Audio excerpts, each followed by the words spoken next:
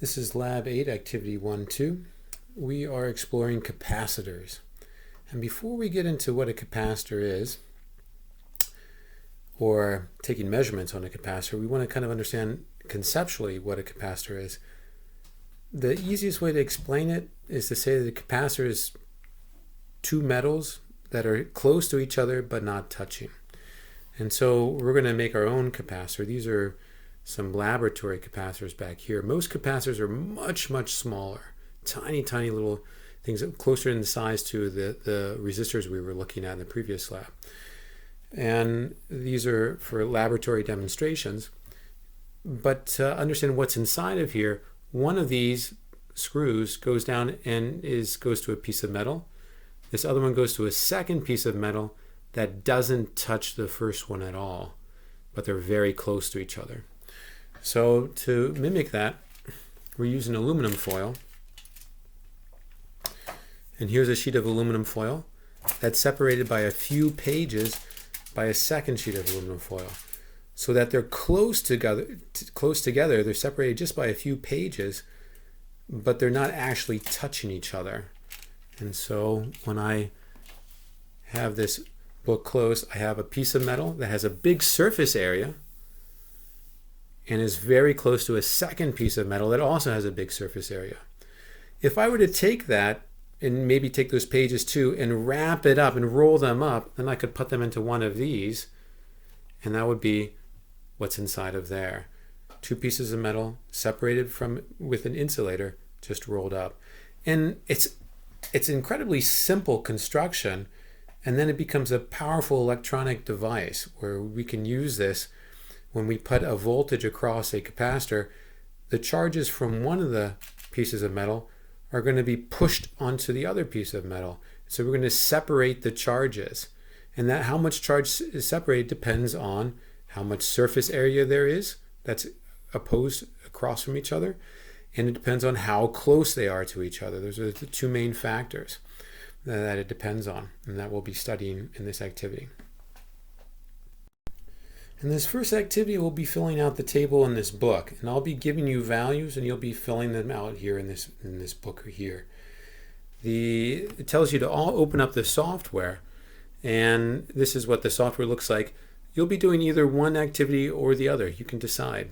This first one, I'll be changing the separation, but I encourage you to do the second one. I'll put that in another video where we'll keep the separation the same, the number of pages between them, we'll keep that the same, and we'll change then the area of these pieces of aluminum foil, make them smaller and smaller, shrinking that, and seeing how will the shrinking of the area affect the capacitance that we measure using a multimeter.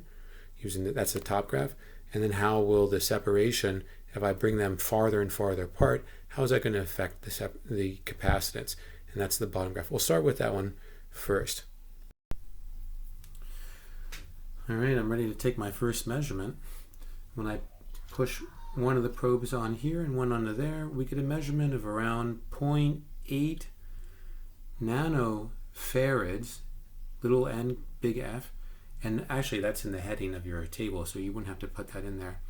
But there could be some air in here, so I'm going to weigh this down so make sure that those pieces of metal are as close to each other as they can get. So I just put a weight on top of it, and when I measure it, you can see, oh, it's gone up.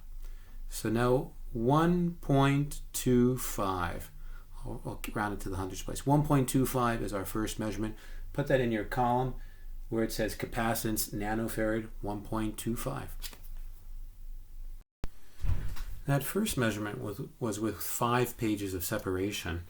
I've now opened this up, the book, and I've made just a single page of separation. And when I close it, I have to be careful that the aluminum foil doesn't come out and touch when it overlaps. So I've got one of the pieces coming out the bottom. I've got the second coming out the side. And so we're going to now take a measurement with a single page of separation.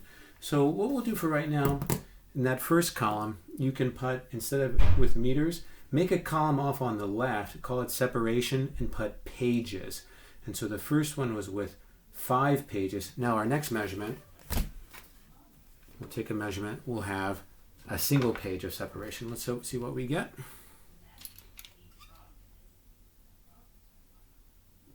it looks like, oh my, it's more than 2 nano. So I'm going to change it to the next higher setting. And we're getting 2.06 nanometers for 1-page separation. We're at 2-page separation now, and we have a reading of 1.77 nanometers. All right, we're at 10-page separation. I'll take a new reading. And our reading is 0.92 nanometers. 20-page separation. 0.65 nanometers. 40-page separation. We have 0.41 nanometers. Now we're at 80 pages separation. And our reading is 0.26 nanometers. This is a 100-page separation. And we've got 0.01 nanofarad.